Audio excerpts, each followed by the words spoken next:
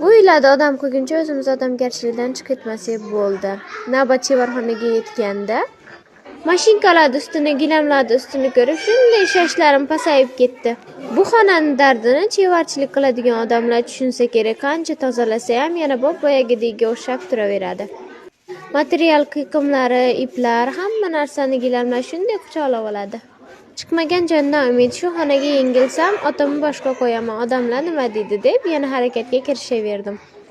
Ba'zilar yozishibdi, yuzaki ish qilyapsiz, siz ishlaringizdan asabim buzilyapti deb. Videoda shunaqa ko'ringani bilan biz juda ham charchayapmiz, ishoninglar.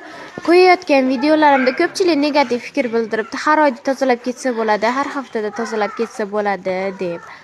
Bir tomondan xursand bo'ldim, shunaqa yuragi qaynaydigan, tinmay ish qiladigan odamlar borligidan. Bir tomondan bo'lsa, o'zimning sharoitim o'zimga ma'lum. Sizlar aytgandek, yoshligimiz o'tgan uyda karovsiz qoldirib, har oyda bir marta tozalab turishga biz imkoniyatimiz bo'lmayapti.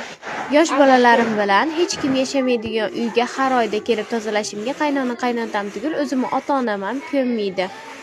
Lekin sizlar O'zbekistonga kelishganda qachon kelsak ham hech ham tinch o'tirmaymiz. Har doim hamma joylarni tozalab, xonamga yordam berib ketishga harakat qilamiz. Davomini kuzatib